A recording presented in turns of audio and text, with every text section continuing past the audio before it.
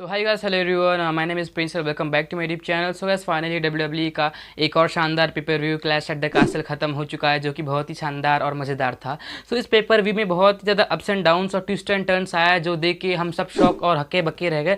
सो इस वीडियो में मैं उस पूरे क्लैश एट द कासल का ये जो शो था, उसमें के टॉप 10 फैक्ट्स क्या थे, मीन्स क्या क्या अमेजिंग चीज़ें हुई इस साल के क्लैश एट द कासल में, वो सारी चीज़ें मैं इस वीडियो में कवर करने जा रहा हूँ। सो मैं आपका ज़्यादा टाइम वेस्ट नहीं करूँगा, like without wasting any time, let's start the video.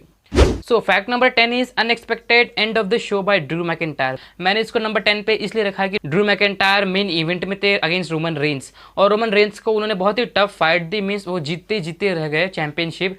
But at last जब ड्रू मैकिंटायर हार जाते हैं तो फिर ड्रू मैकिंटायर का बहुत ही अनएक्सपेक्टेड रिएक्शन आता है। वो कहते हैं कि माइक हाथ में लेके वो कहते हैं कि टाइसन के साथ कि चलो कोई बात नहीं, मैं हार गया, कोई बात नहीं, अब जाके पार्टी करते। मीन्स ड्रू मैकिंटायर से एक्सपेक्टेड नहीं था कि वो मैच हार गए, चैंपियनशिप मैच किसी बहुत बड़े शो के मेन इवेंट में, और वो भी यूनाइटेड किंगडम में, और फिर उसके बाद वो ऐसी बातें करते, तो ये उनसे ज़रा अनएक्सपेक्टेड था। सो इसलिए मैंने इसको नंबर 10 पे रखा है। Now it's time for fact number 9। Fact number 9 is Tyson Fury hits Austin Theory. So जो ये हमारा क्लैश एट द कासल का मेन इवेंट चल रहा था between Roman Reigns and Drew McIntyre, so उसी के बीचों बीच ऑस्टिन थियरी गए थे उनका money in the bank cash in करने के लिए। बट जब वो कैश इन करने जा रहे होते, वैसे पीछे से क्राउड में हमारे टाइसन फ्यूरी ऑलरेडी मौजूद होते, और वो शानदार पंच लगाते ऑस्टिन थियरी के सिर पे, और ऑस्टिन थियरी को वहीं पर गिरा देते, और ऑस्टिन थियरी कैश इन कर ही नहीं पाते उनका money in the bank contract. But let me tell you one thing, अगर ऑस्टिन थियरी ये money in the bank cash in कर लेते, सो वो हमारे चैंपियन बन जाते, क्योंकि दोनों सुपरस्टारिंग में पड़े थे, रोमन रेंस और ड्रू मैकिंटायर दोनों। अगर ऑस्टिन थियरी कैश इन कर लेते, सो हमें मैच का रिजल्ट कुछ और देखने को मिल जाता। सो इसे मैंने नंबर 9 पे रखा है।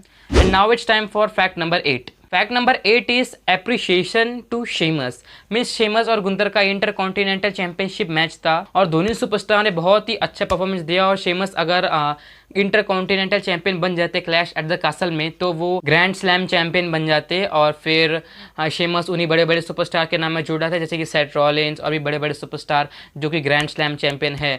बट एनी हाउ शेमस ने उनका परफॉर्मेंस बहुत ही बेस्ट दिया, शेमस ने बहुत ही ज़्यादा परफॉर्मेंस अच्छा दिया। अगर मैच के बाद हम शेमस का बॉडी पे एक लुक नज़र डालते तो उनकी बॉडी पूरी लाल हो चुकी थी। सो इस हद तक शेमस ने उनका बेस्ट परफॉर्मेंस दिया, और मैच हारने के बाद क्राउड ने शेमस को बहुत ही ज़्यादा एप्रिशिएशन, बहुत ही ज़्यादा सपोर्ट दिखाया।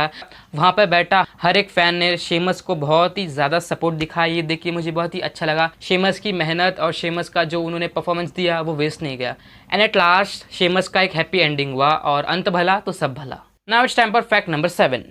फैक्ट नंबर 7 ये होता है कि face off between Sheamus and Gunther like SmackDown. So Clash at the Castle में जो कि मैच था शेमस और गुंतर का, मैच स्टार्ट होने से पहले ही शेमस और गुंतर हमेशा की तरह एक दूसरे की आंखों में इतनी देर से इतनी गहरी नज़र से घूर रहे थे कि वो नागिन हो, मीन्स उनकी जन्मों जन्मों की दुश्मनी है, इस तरीके से वो एक दूसरे को घूर रहे थे। और जब ये दोनों घूर रहे होते, इनकी नज़र मतलब एक सेकंड के लिए भी इन दोनों की आंखों की नज़र मतलब ऐसी नहीं होती, मीन्स इतनी इनकी दोनों की आंखों में इतना ज़्यादा रेज था।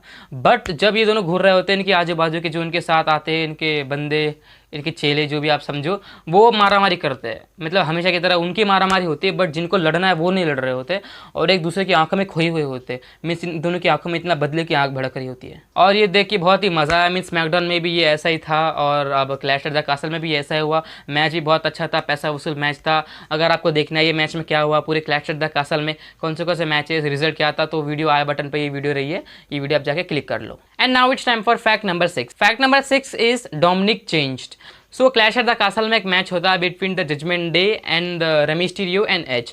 सो ये मैच को रे मिस्टीरियो और एज जीत जाते हैं, बट मैच के बाद जब ये लोग अपनी विक्ट्री सेलिब्रेट कर रहे होते एज और रे मिस्टीरियो, तो उसके बाद डोमिनिक मिस्टीरियो रिंग के अंदर आते हैं, और सडनली वो अचानक से पता नहीं को क्या होता है, वो एज को एक लो ब्लो दे देते हैं उनकी लात से, और रे मिस्टीरियो उनके बाप जब उनको समझाने जा रहे होते तो उनको भी वो मार देते।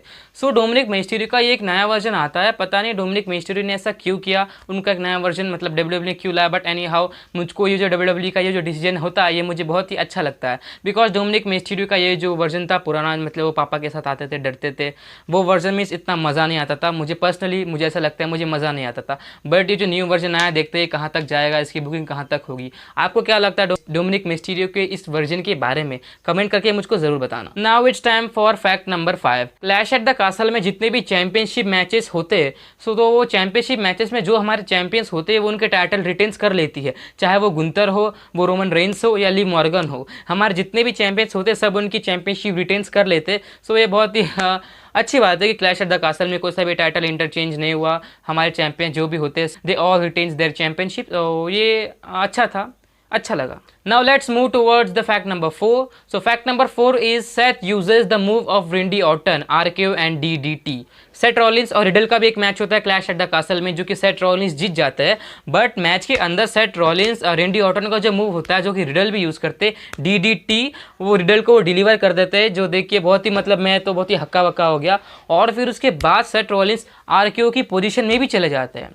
सो ये देख के बहुत ही I don't know why Seth Rollins ने ये दो चीज़ें करी, DDT और रेंडी ऑर्टन का RKO। लाइक जब से मैं WWE देख रहा हूँ सेथ रॉलिंस से मैंने ऐसा कभी देखा नहीं कि सेथ रॉलिंस किसी दूसरे सुपरस्टार के मूव को कॉपी करते हुए, बट सेथ रॉलिंस ने किया। सो ये एक और चीज़ थी जो इस साल के क्लैश एट द कासल में मुझे बहुत ही पसंद आई। And now it's time for moment number 3। So moment number 3 is Edge entrances wearing mask.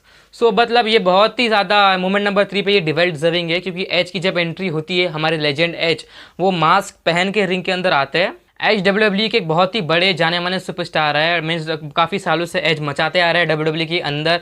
उनका बहुत ही नाम है ऑल ओवर द वर्ल्ड, उनके वर्ल्ड वाइड फैंस हैं उनके। बट जब से मैं एज को देख रहा हूँ, एज ने उनके करियर में ऐसा मीन्स बहुत ही कम बार, मिनिमम 2 या 3 बार ऐसा किया होगा कि वो मास्क पहन के एंट्रेंस ले रहे थे। और एज की एंट्रेंस भी मतलब बहुत ही धांसू, मीन्स वो वेयर जैकेट और मास्क पहन के एंट्रेंस करते। सो ये देख के मतलब मैं जैसे एज को देखता हूँ मीन्स ओ, ये मेरा रिएक्शन होता है। लेकिन it was a OMG moment for me ये क्लैश एट द कासल का। सो इसलिए मैंने इसको मोमेंट नंबर 3 पे रखा है।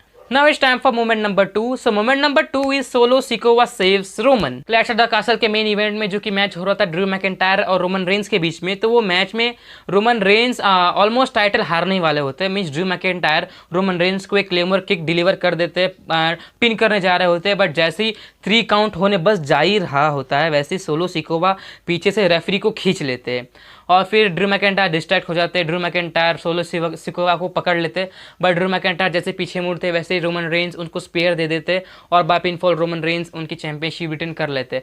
बट अगर सोलो सिकोवा आते नहीं तो आज शायद से मेन इवेंट की रिजल्ट कुछ और ही हमको देखने को मिलते।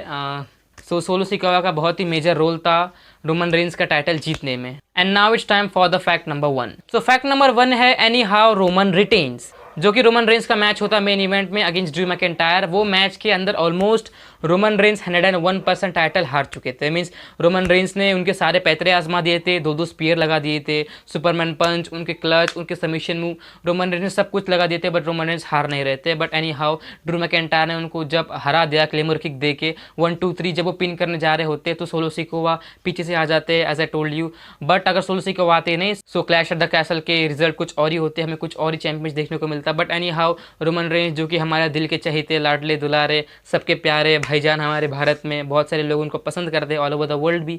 सो वो उनकी चैंपियनशिप रिटर्न कर लेती है। ये बहुत ही बड़ी बात है लाइक हमारे सारे रोमन रेंस फैंस के लिए। लाइक अगर आप भी रोमन रेंस फैंस हो तो कमेंट करके जरूर बताना, मैं देखना चाहता हूँ कि कितने सारे रोमन रेंस फैंस है जो ये वीडियो को देख रहे हैं। मोमेंट नंबर 1 को मैंने ये रखा है कि रोमन रिटेन्स हिज चैंपियनशिप्स। ये थे हमारे क्लैश एट द कासल के टोटल टॉप 10 फैक्ट। सो आपको इस वीडियो में सबसे बेस्ट क्या लगा, कौन सा फैक्ट सबसे अच्छा लगा, मुझको कमेंट करके जरूर बताना, मैं देखना चाहता हूँ।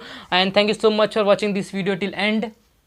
Until the next video guys, love you, bye bye and take care, bye bye, जय हिंद। एंड एक और इंपॉर्टेंट बात गाइस, लाइक मुझे आप सबकी सपोर्ट की बहुत ज़रूरत है। मैं हर रोज़ ऐसी वीडियो डाल रहा हूँ। सो कमेंट करके कमेंट के ऊपर सब्सक्राइब बटन दिखेगा आपको, लाल वाला सब्सक्राइब बटन दबा दो यार प्लीज़। वो कितना टाइम ले रहा है आपका कुछ भी नहीं जाने वाला है, आपका कुछ भी नहीं जाने वाला है सिर्फ वो लाल वाला सब्सक्राइब बटन दबाने में। बट मुझे बहुत कुछ मिलेगा उससे। आपका एक छोटा सा स्मॉल एफर्ट सब्सक्राइब बटन दबाने का मेरे मोटिवेशन और मेरा जो हार्डवर्क है उसको बहुत ही ज़्यादा अप्रिशिएट करेगा। And thank you so much जिन जिन लोगों ने ये वीडियो एंड तक देखी, आपका सभी का बहुत बहुत शुक्रिया, भाइयों बहनों जो कुछ भी है।